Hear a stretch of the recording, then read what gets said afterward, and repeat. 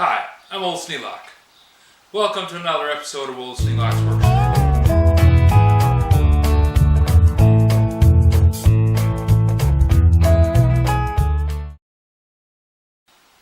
Still working on this mulberry log. Not having a great deal of success. But didn't want to make me quit trying. So what I'm going to be doing is cutting off a chunk. Problem I'm running into is this thing is about an inch too big for the bandsaw.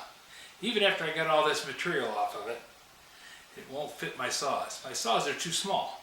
Now, the big radial arm saw, I probably could cut it on that because it's got a 14-inch blade on it.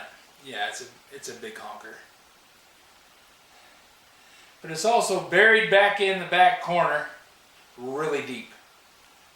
And I'd have to wire it up because I took the plug off of it when I brought it over here and I haven't plugged it in since. Now it works fine, there's nothing wrong with it. Just, I buried it. I piled so much stuff in front of it, it would take me probably most of a day just to dig it out. And then I would have to wheel it out here in the center. It is on casters. I put it on casters when I brought it over here to the shop. Well, at the time, to the garage. When I moved in, you couldn't park a car in the garage because there was so many tools in here.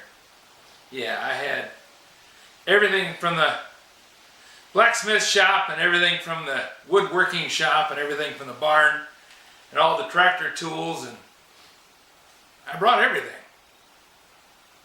The only room I had to put it in was this one. And it's a two-car garage, but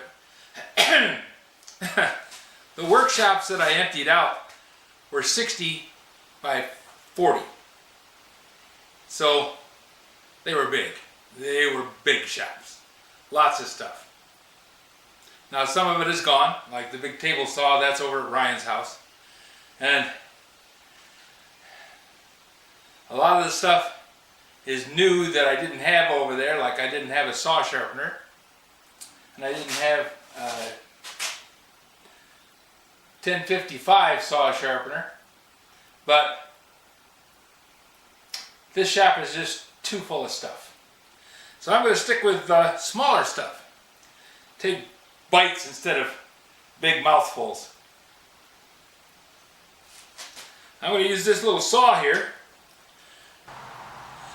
I already told you that Lydia bought me the Milwaukee Sawzall.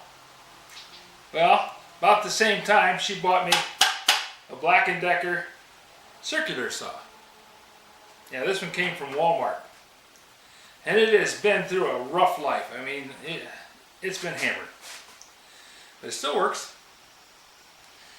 And I'm going to use that to cut strips off of this log. Because I have to cut a strip off of this side and then a strip off of this side. And hopefully I'm going to get this thing down small enough that I can run it through the bandsaw, one way or another. The other option is to use the handsaw. This is a two-man crosscut. I probably could coerce somebody into helping me, but I also have a one-man crosscut. But that's going to be a lot of work because crosscuts are meant to cut crossways on logs. They're not meant to rip. They will. They'll cut through grain no matter what the orientation is, but they're not really fast at it. So I'm just going to use this one as a guide rail so that I can cut this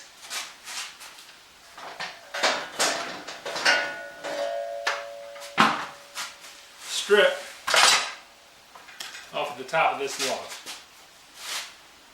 Now to do that, I'm going to take this chunk here and I'm going to set this up. I'm going to put this 1.5 inches away from the cut that I want to make. And I'm going to double check the dimension on that. And then I'm going to get this set up and make a slice across here.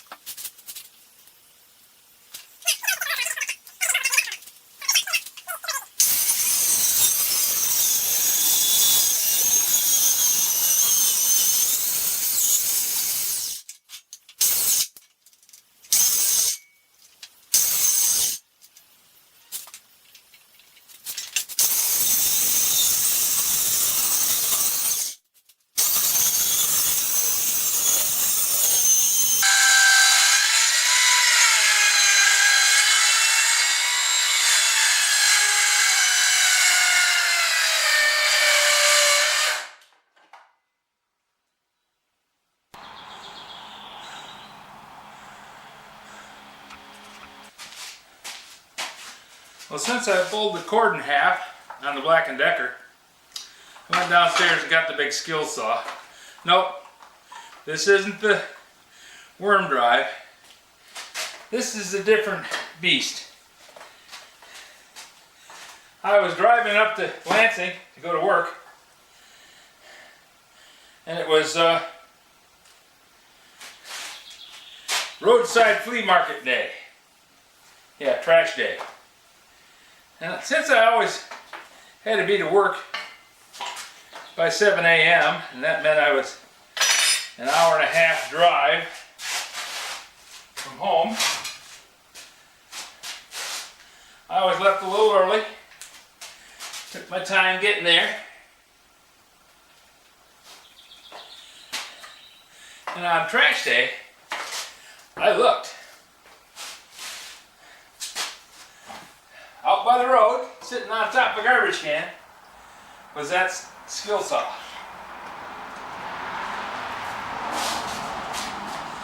I stopped, got out of the car, went over and looked at it. Blade was stuck, it wouldn't move. So I put it in the trunk and drove on up to work.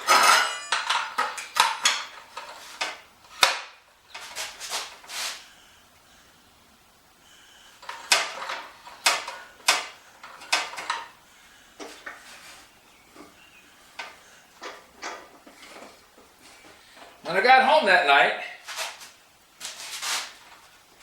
I took it out to the workshop. Now that was over at the old house, and I had the big barn.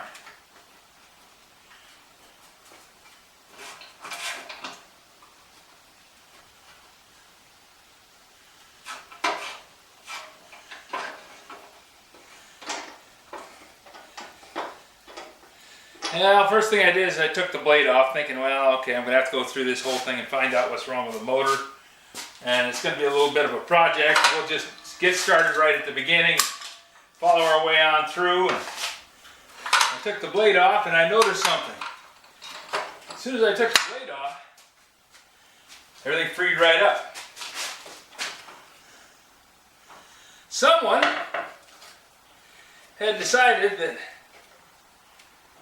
this saw had to have the washer on backwards. So the washer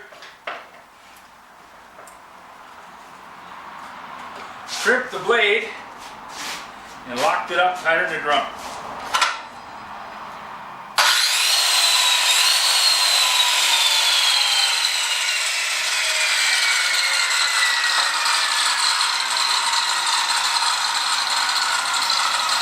Needless to say, I was very happy for finding that.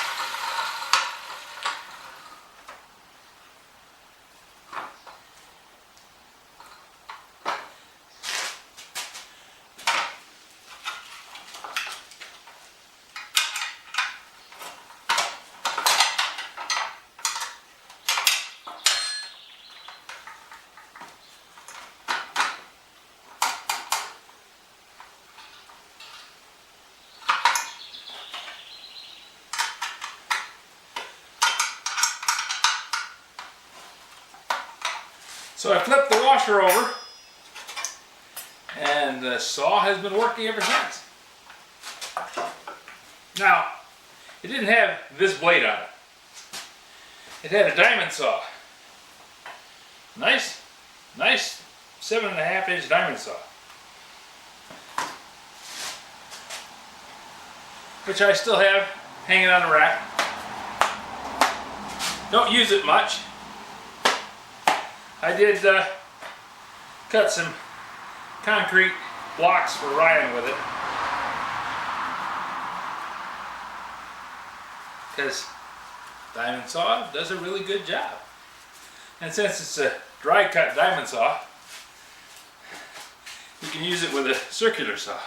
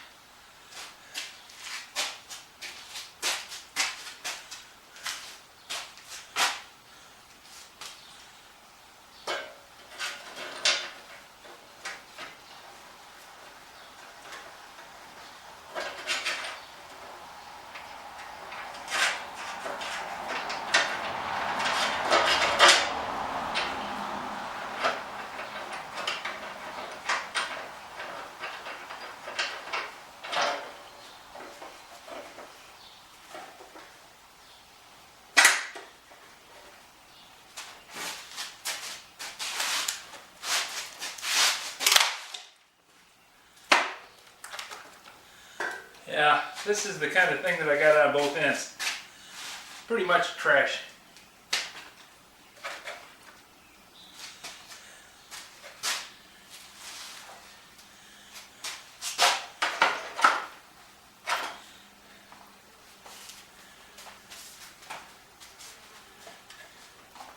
Unplug it again.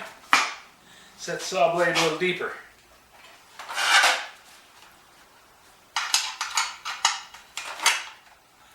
Now normally these come with a wing nut on them, but this one came with a 1/4 inch bolt and a nut. So I just left it. But if I'm going to be using this one, I really should put a wing nut on it. I have to get one out of the drawer downstairs.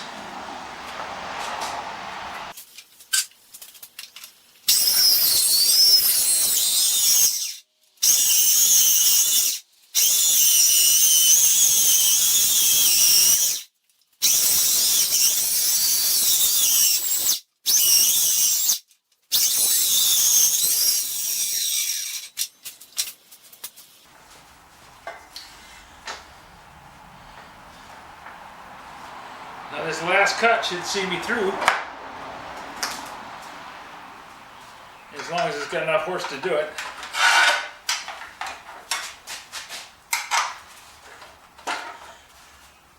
Set the depth, I'm just loosening up this nut over here and moving the shoe up so that more of the blade is exposed. That says we're at 2 1/4 inches.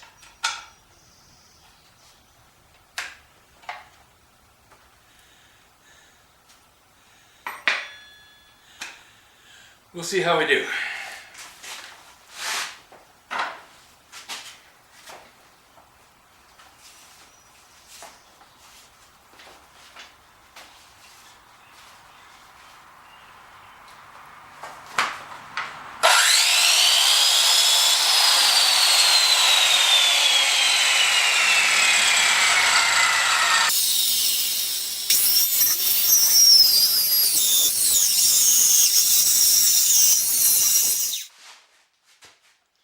Now, I shut the blade off when I've got to move my feet, just so I don't twist it and catch it, because these things will kick out of a hole and then you've got a spinning blade going really fast, flying around places you don't.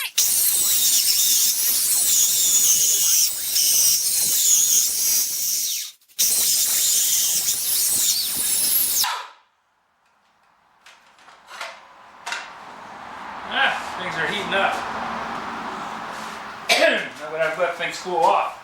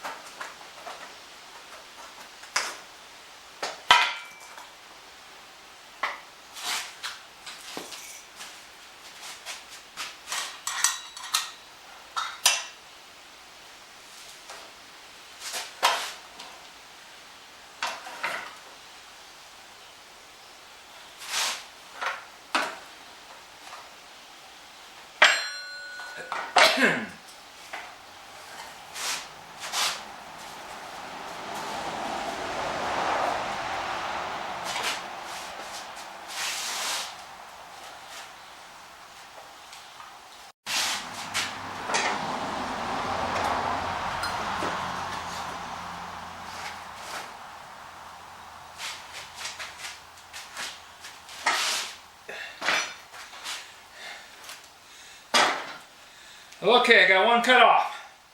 Wasn't easy. You could tell by the smoke that she was burning.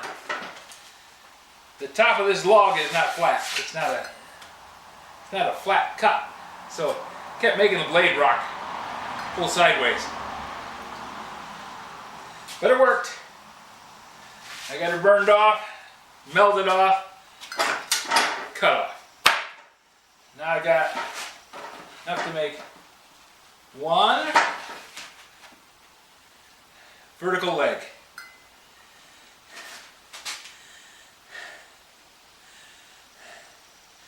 And I got 3 more to cut off. I hope I can get 3 more off of this face. Don't know if I can, but we're sure going to try it. But for right now, I'm going to stop, get cooled off a bit, cleaned up a little bit more, and go broil some steaks for dinner. I've had them on the counter with tenderizer on them for about an hour, so they're going to be really good. You buy cheap steaks, they call ranch steaks, and you put tenderizer on them. They taste great. I mean, they got all the steak taste, they just got a lot of gristle in them. So the tenderizer knocks the gristle down, and they're good eating. If you have any suggestions for a new video, questions about today's video, or any of the other videos on the channel, just drop a note in the comments. You know I read them all. Thanks for watching.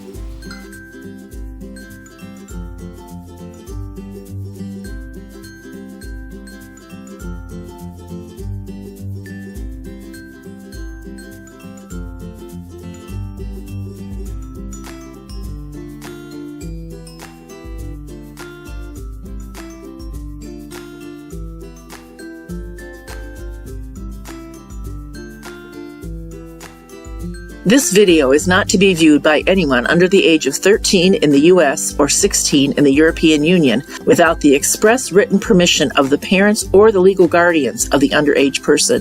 Such written permission must be on file at the local government entity in charge of enforcing the rules and regulations established by the FTC. Anyone violating these terms is admitting by default that they hold harmless the owners and operators of this channel. Any and all questions should be addressed to your local branch of the FTC.